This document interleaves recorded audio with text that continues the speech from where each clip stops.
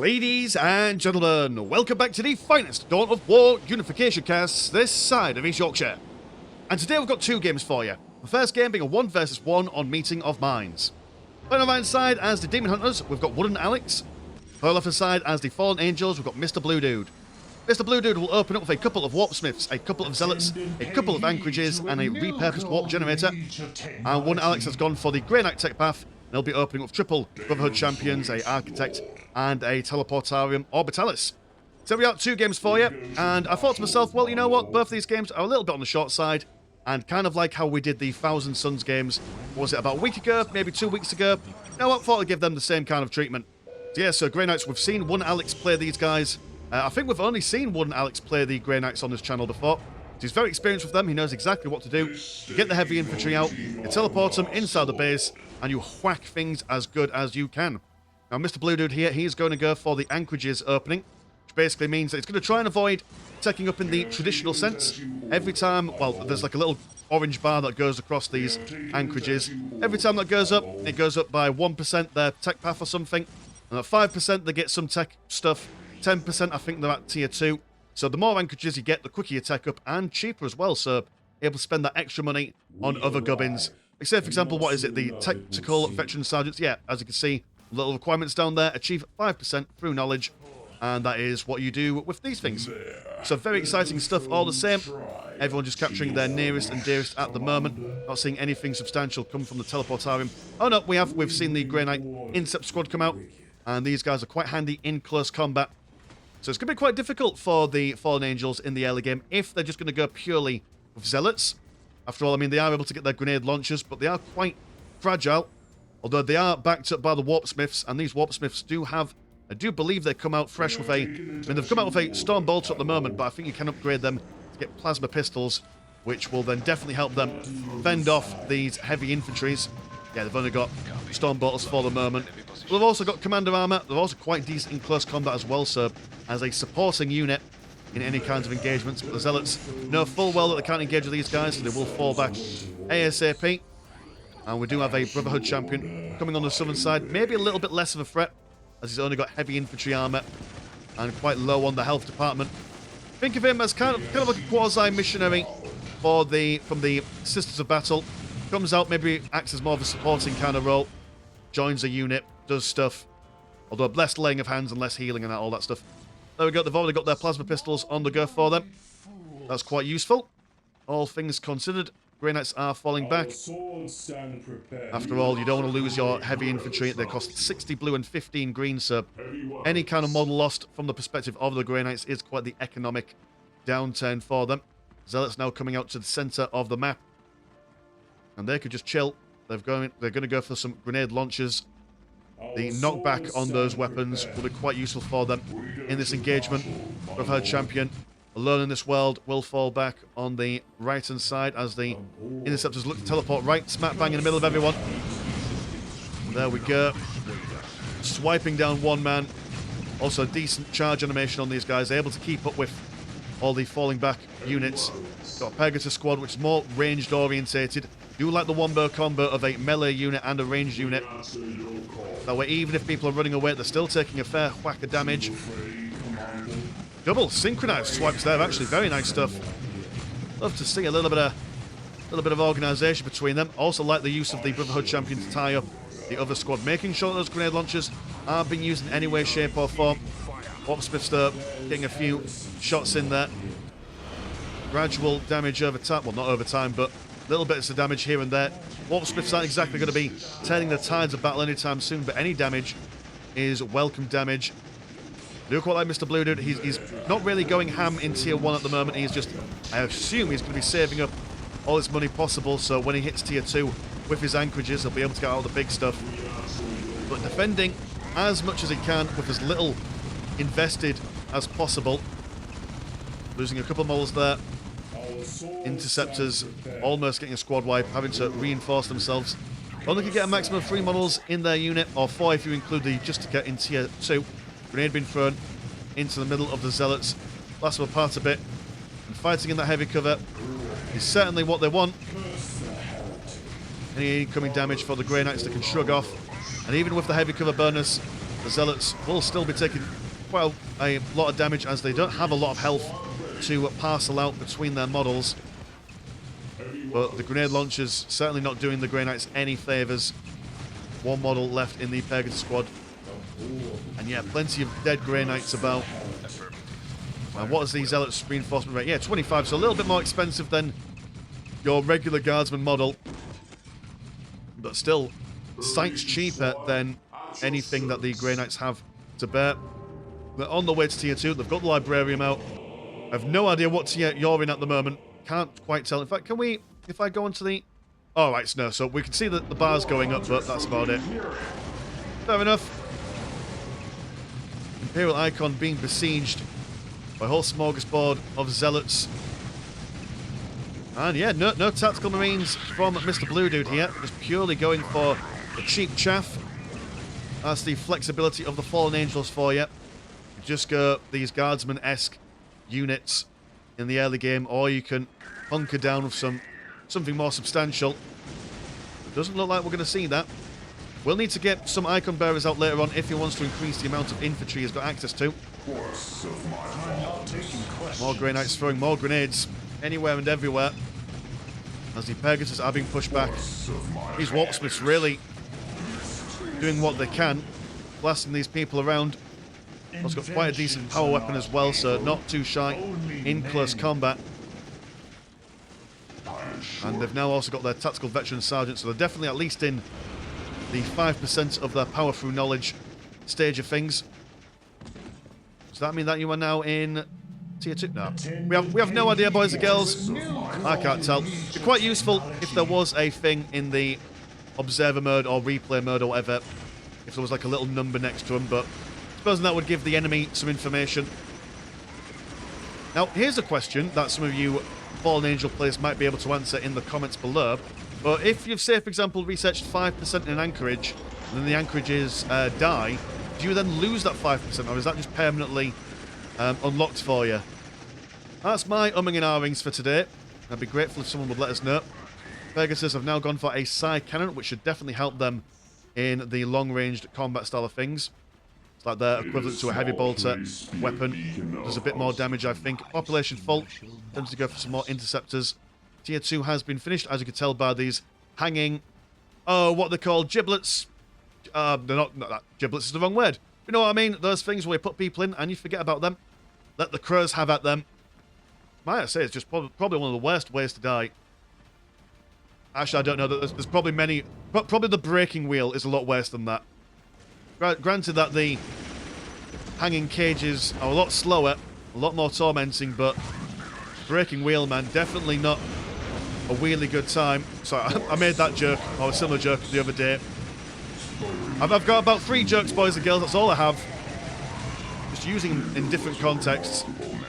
Grenades been thrown left, right and centre. Grey Knights breaking down these lightly armoured Zealots. No troubles whatsoever. Even the plasma pistols of the tactical veteran sergeants aren't holding them back all that well.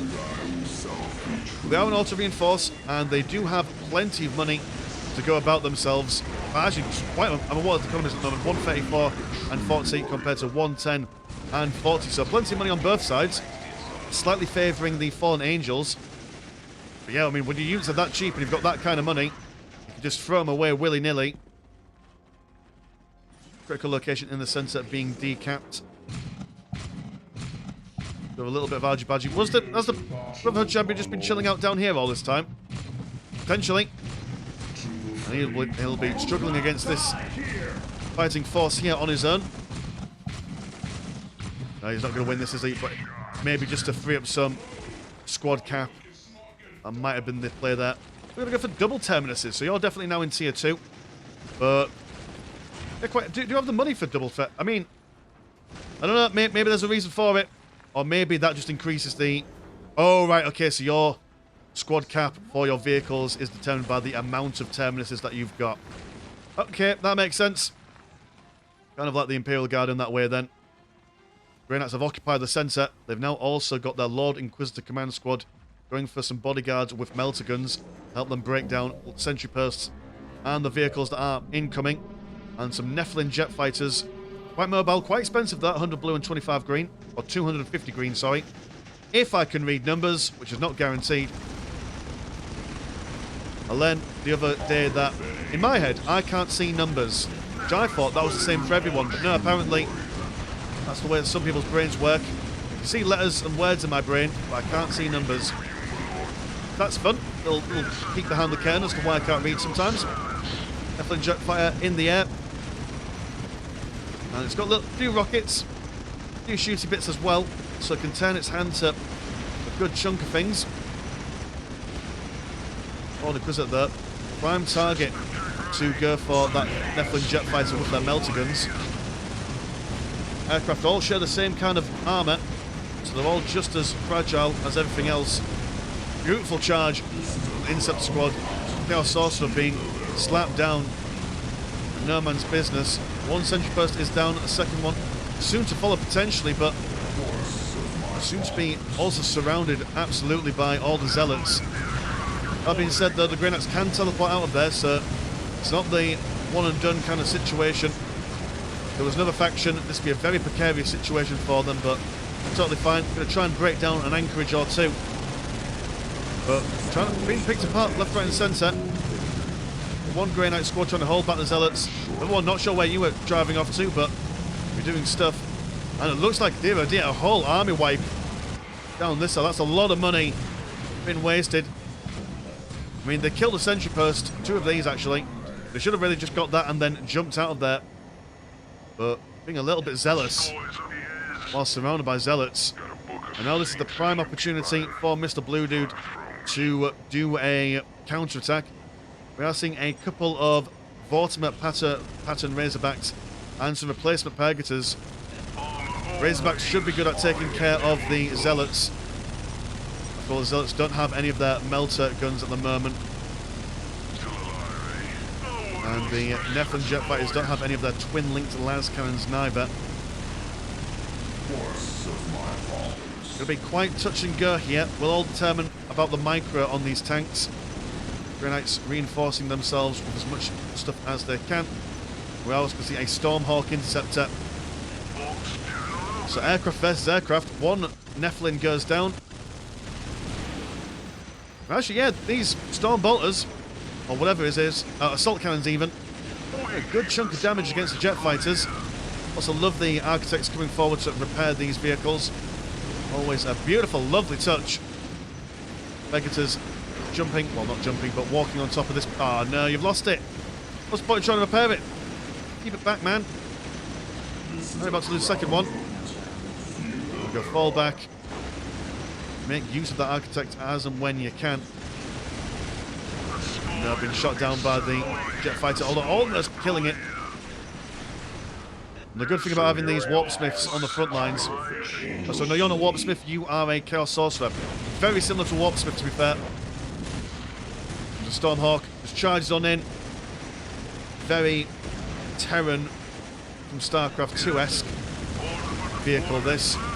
Not sure what come first. I assume it was probably the Warhammer variant, as a lot of StarCraft 2 was questionably influenced by Warhammer. But then I suppose Warhammer was also questionably influenced by quite literally everything else. You know what? If it's a good idea, stealing it and making it your own, that's not a bad thing. Every idea in the world's probably been done. Or was that saying something akin to that? As long as it changes, that's the main thing. Icon being attacked down on the southern side, whereas things have been attacked on the northern side, so two-pronged attack here from Mr. Blue Dude. One Alex making use of that powerful heavy infantry, managing to break them, but then the fallen, or whatever you call him, the tactical veteran sergeant. So I do quite like that. It's like a wombo combo of Space Marine ability to regain their morale, whereas the Imperial Guard-esque infantry benefits from that. Very nice stuff. I do very much like how the Fallen Angels have been built up in this. You just feel like a really unique kind of faction, while not being unique at the same time, if that makes any sense. They've just matched two different factions together and made them feel different and distinct from either. These pattern Razorbacks really putting in the work here. So Razorback from Mr. Blue Dude comes on over. Just a small amount of units keeping back everything. They have lost their relic and their strategic point. Current economy is 161 and 100 for the Fallen Angels compared to 80 and 60. It's a skeleton crew of economy in comparison, but they are bringing out the big stuff. They're going for deployment escalation number 2, so that's more infantry cap for them. Smoke grenades in front of them. We've also got a heavy weapons team coming out of those, what you call the las cannons. Ideal for sniping out the lightly armoured pattern Razorbacks. You can also hunker down. Is it you that can also hunker down, or is that Renegade Guard? I can't quite remember.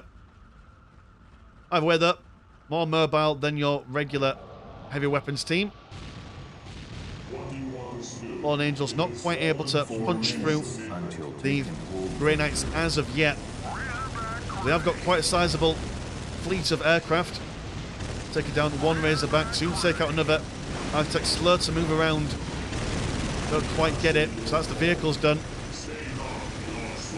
Grey Knights now need to fall back to a more defensible position. Got no anti-vehicle for this. Any vehicles that they get out at the moment are, well, just going to be dead by the las cannons here. And, oh, I quite like this. So Mr. Blue Dude is quite a decent chap in the Dawn of War Unification community. He does like to play with some less experienced people and, you know, give him a little bit of pointers, you know, do some teaching and stuff.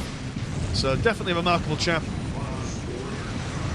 Always need more people like him to get the newer and lesser experienced players up to scratch with stuff. Definitely one thing that keeps people coming back. No one likes playing a game where they don't understand why they're losing. And you get some people, you know, just using the best strategies humanly possible. That's one way to turn people off this game. Oh, you know, just shouting at them and saying, "Why are you doing this, you fool? Do this instead." Like, how can you possibly know to do that if you've not played the game for very long? Or if you're playing a faction that you're not aware of. So, yeah, that's the Grey Knights more or less done in. I mean, I do think that, you know, the main problem with them was just losing their whole entire army here. If they came in, killed some stuff, and then teleported out and then fell back, they could have then kept... I mean, they would have probably still lost a fair few of their units, but they would have kept the Fallen Angels economy on the back foot for a little bit. They would still had quite a sizable amount of stuff, and then they could have spent a lot of their economy on buying bigger and badder upgrades and units, rather than having to spend all their hard-earned winnings on just rebuilding their army there. So that was probably where it went down south for them. Grey Knights are remarkably good at hit-and-run tactics due to all their infantry really just having teleporting abilities. So that is that's the way that game worked. So that was game number 1. Let's go on to game number 2. And here we are with game number 2. We are on Deadly Fun Archaeology, and we have got Mr. Blue Dude still playing as the Fallen Angels on the left-hand side, and we've got Huntington playing as the Blood Angels on the right-hand side. So this is a bit of a redo, baby. This is, we saw this matchup a little while ago, the Fallen Angels versus the Blood Angels, and I read the comments for that game, and I understand that people weren't all that impressed with the vast majority of the game. And I thought this might be a grand opportunity to explain a bit of the philosophy behind the channel as where the play starts setting up here. So on this channel, I try and do a couple of things. I try and make sure that on the replays, we don't see the same map twice in a row, we don't see the same factions twice in a row, and we don't see the same players twice in a row. That way we get variety. I mean, no matter whether you're playing Soulstorm, Unification, or Ultimate Apocalypse, one of the main appeals of Dawn of War in general is the variety. And so I try and maintain that for this channel, for your viewing pleasure, and also for my viewing pleasure as well, just to make sure that I don't go scatterbrain insane by casting the same things over and over again. And with the replays that are sent into the Discord, they are basically the lifeline of this channel. This channel would not live or thrive at all without the replays being sent in. But sometimes the replays are a bit thin on the ground, and I do have to make sure that I go into the Dawn of War replays website to find bits and bobs here and there. And, you know, I can watch like the first 5-10 minutes of some games. Sometimes I don't have enough time to watch them all. And so, you know, it's just hard, man. It's hard making sure that everything is going forth and all that stuff. But yeah, no, really appreciate the replays that have been sent in. Like I said, without them, the channel would not exist. Yeah, okay, so here we go. We've got the Blood Angels, and these guys do quite like a little bit of argy-bargy, quite strong in Tier 1 and Tier 2. I'm going to come out with some Tactical Marines. which will make their way. I mean, lovely teal colour for them as well. Very, very much appreciate seeing that kind of colour scheme. And once again, we are going to see Mr. Blue Dude going for those double anchorages, going straight for those grenade launchers. I assume we're going to see a very similar kind of build order and build path for them. Plasma pistol on the Warpsmith straight away, but double tactical marines actually. So quite heavy in a tier 1 for Huntington here, looking to get this contested listening post, which I do believe that this map has to be one of my favourites. Any map with a contested strategic point is always good, as there's something to actually fight over, and anyone who can claim it for any length of time does get a major economic boost in the early game. Machine Helot though has been taken out, and so no mass, no pass, that listening post won't be going up for a little while. Captain Psycho, quite a strong early game commander, has the ability where he's able to basically do a lot more damage while taking more damage in return.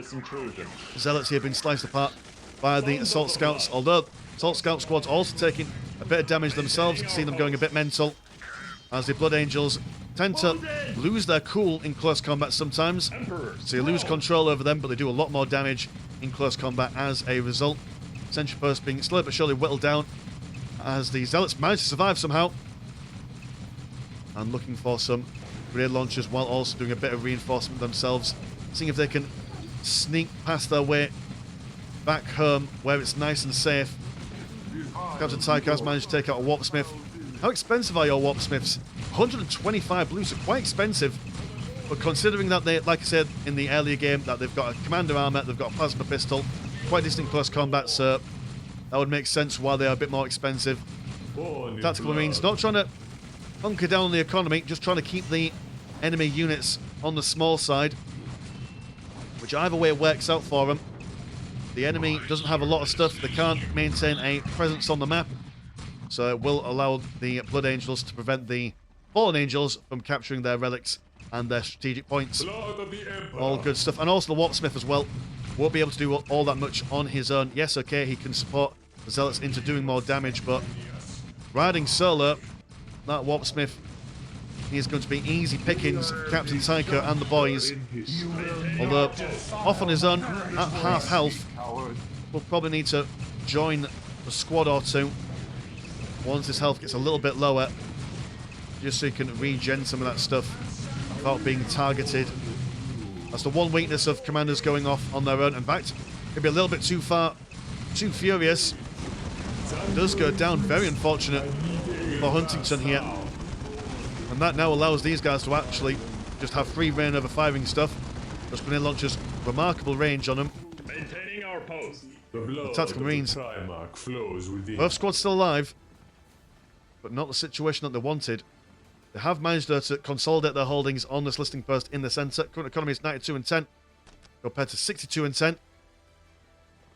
But the Fallen Angels don't need to worry too much about their economy, as they will still take up gradually over time with their anchorages.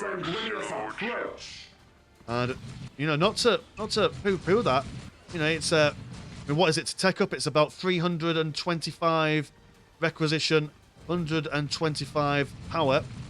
So you don't have to spend that, which means that you've got all the more money to spend in reinforcing units in tier 1 or buying the big bad stuff in tier 2. Autocannon on the listing post there. It's a lot of damage, especially against any heavy infantry that comes along their way. So it's been focused back by the double tactical marines. Tacticals that can smell that Warpsmith coming down on this side. Look, stuck on the wall. A little bit of pathing problems for them. Tactical veteran sergeant armed with his plasma pistol once again. That's a lot of heavy infantry for them to deal with, and nowhere near as expensive to reinforce. So these guys losing a couple models here and there isn't the end of the game for them, but losing 3 there. Now I need some jumping assault troops, I reckon. At the moment, not seeing it. They're going for a third plasma generator. So it looks like they're about to go up into the grand heights of the next tier. Still got the listing post on the go for them. Managed to capture their whole side of the map. And have upgraded a fair few of their listing posts as well. Fallen Angels now managed to get all their stuff. One last sentry post to finish on their side to reach almost economic parity. with the Blood Angels. Locksmith tanking the damage from the Listing Post. Very nice stuff to see. And Listing Post quickly brought down by the overwhelming firepower of the Zealots. Tactical Marines can't really engage them at the moment. They also don't have access to any of their other weapons at the moment. Ideally, you'd want them to have their heavy bolters, but the Blood Angels just don't have access to it. That's why I'm thinking that the Assault Marines would probably be the ideal situation for them. And you could get a flame or two on them to break the morale of the Zealots, but then they've got their Tactical Veteran Sergeant to regain the morale more or less instantly, so morale breaking on these Zealots isn't exactly going to be the winning situation that it would potentially normally be. Look quite like that Zealot just staying behind a little bit for that kill sync animation. So let's do more left, right and centre though. Waltersmith also goes down. Yeah, that's a lot of Tactical Marines. 2 fully fledged squads. You don't normally see your infantry units in Tier 1 being reinforced at this size. That's why I could see Mr. Blue Dude going for a couple of squads, but a lot smaller. Means that you can reposition them. Also, if one gets tied up as well, the other 2 are able to keep fighting. In fact, they've got 4 squads here. That's Marines, though, they turn around, take a few pot shots off, but not winning this ranged engagement. May as well fall back with the Listing Posts.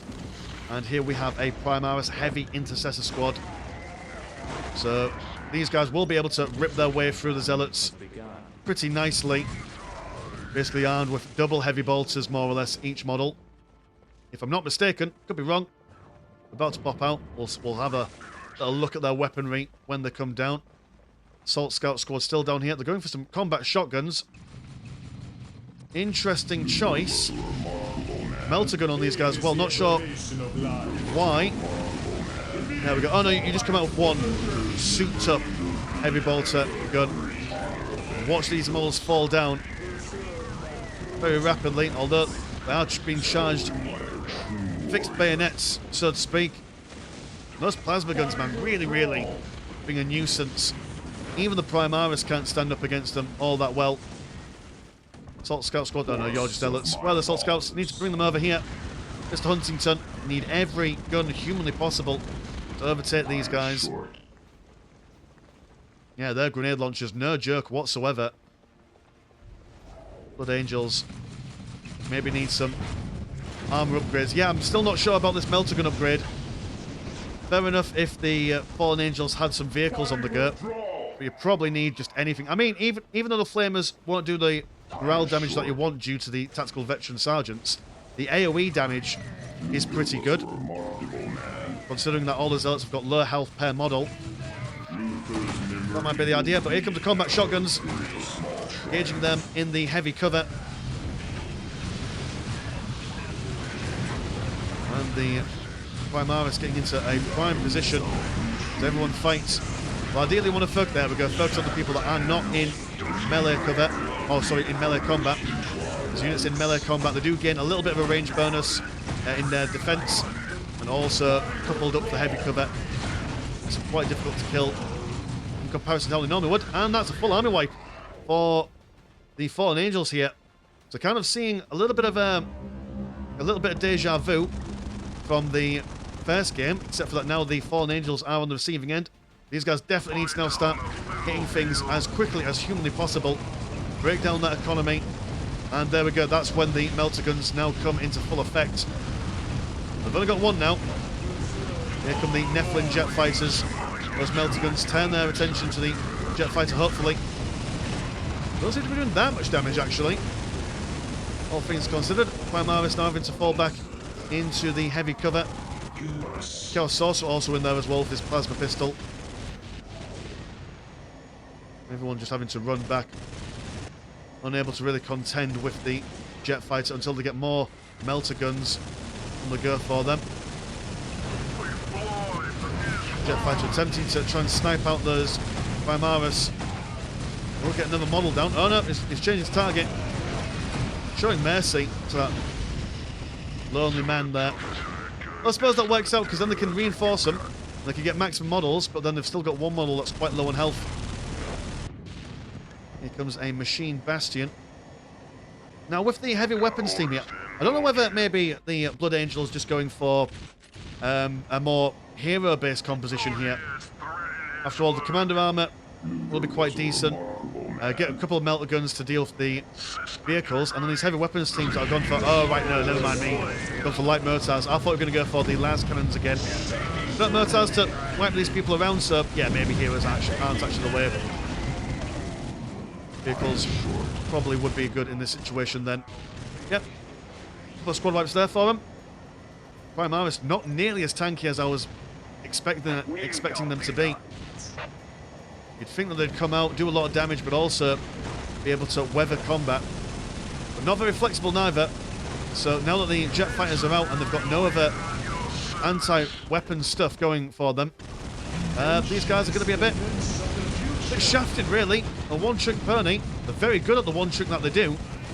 But outside that very small combat role, they're a bit shite, to be fair. There's a Razorback going for a multi-melter. Should help them against the jet fighter.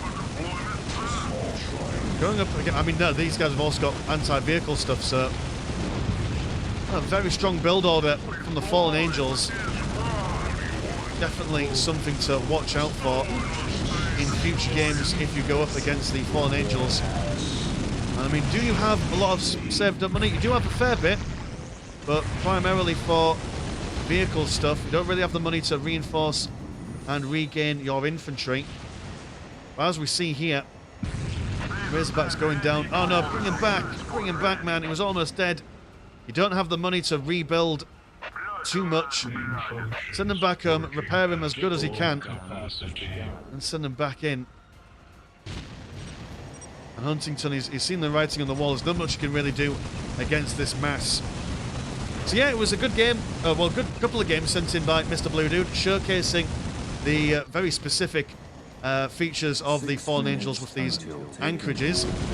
And like I said earlier on, in this game specifically, the channel is more or less kept alive by the replays sent in by the players here. So always massive, huge thank you for sending these games into the Discord. And if you want to support the channel, have a look at the old Patreon. £1 a month gets you once a game a week. And there is also a Discord where Discord things happen. Links in the description as always.